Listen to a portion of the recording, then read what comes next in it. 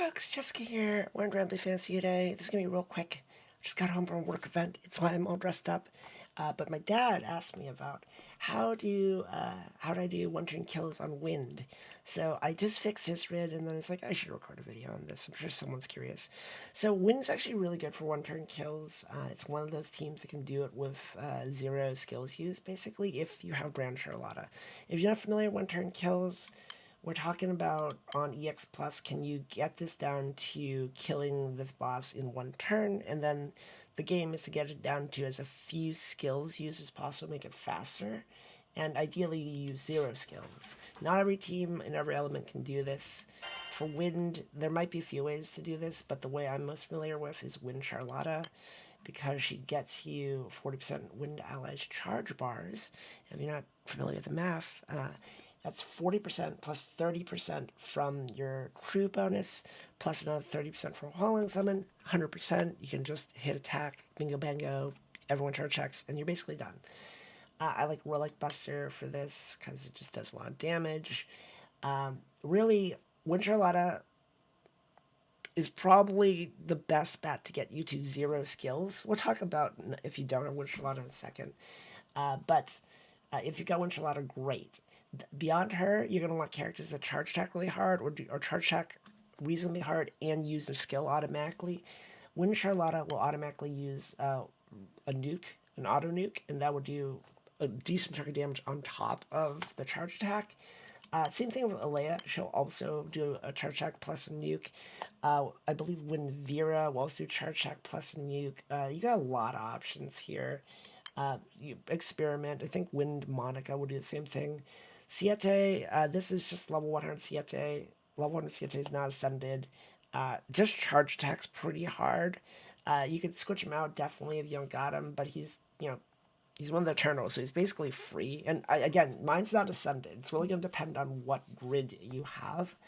As far as the grid goes, stuff that increases charge attack damage. This is Sky Ace, or not Sky Ace, this is another Sky.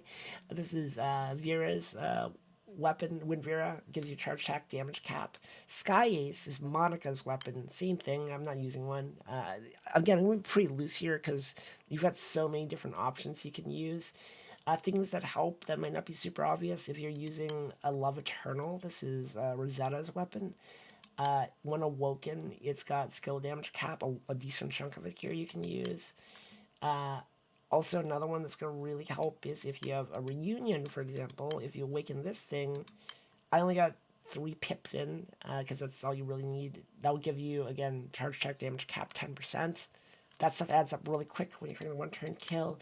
You can change your key if you want to skill damage, to charge check damage cap. Mine's skill damage cap. Again, it's fine. Skill damage is actually totally fine because these characters do use auto nukes, which will benefit from skill damage. And then that's basically it. You want whatever summons get you more damage, just more damage. Everything, more damage. And if you got enough stuff to give you more damage, then you're going to get there. You're really chasing every piece of damage you can get up front. That's why I'm focusing on charge attacks here, because you're not going to be able to use skills. You want to minimize the number of skills used. So if you got this set up like I do, you just take a Huangling Summon for that 30% charge bar. You go in, attack, refresh, done. Was that too fast? Do it again. Yeah, I barely even started this thing, so I literally just got home from I'm a little... There's a lot of drinking going on at work, so I'm going to go to bed immediately after this. So yeah, you just hit attack, you're done. Okay. If you want to see it slowly, we'll show you slowly.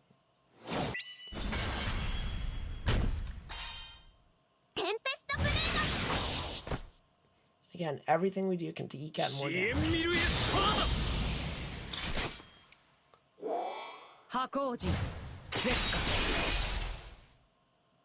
So again, that's like 4 mil plus 3.5 mil, so 7.5 mil. Shalad 4 mil plus 3 mil, so like 7 mil. Like nice and clean, like there's no question about that. again, if you're like right on the edge of doing enough damage, then it's gonna vary. But yeah, so that's up really stable. If you do not have Wind Charlotta, okay, let's say you don't have Wind Charlotta. That's not a big deal. You just have to hit a couple buttons on Relic Buster. Like I was saying, engage augments and limit burst, get you 100% charge bar, and then you'll just take whoever hits really hard with charge attacks. Let's just use Wind Mirren. If you're not familiar with Wind Mirren, she's an SR, probably still the strongest SR.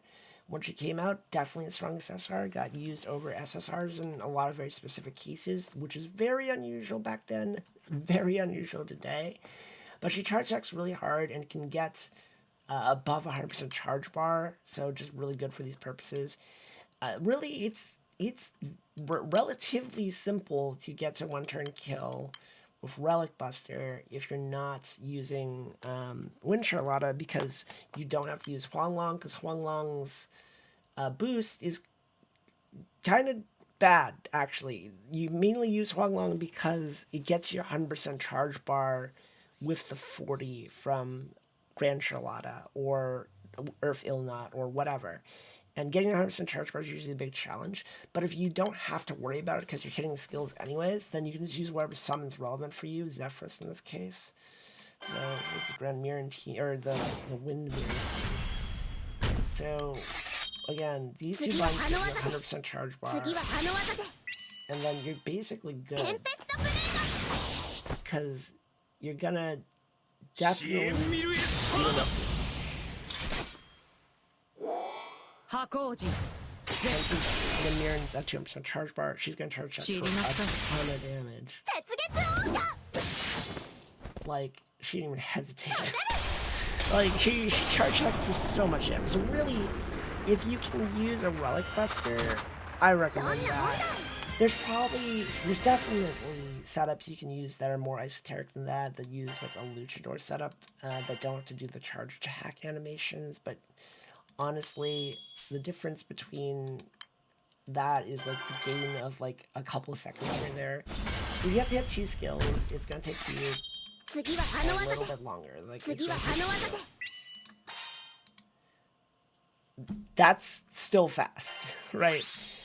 So that's one-turn kills for Wind. Again, Wind's a really strong element. Wind's a really strong element, period, right now. Like, they got a lot going for them.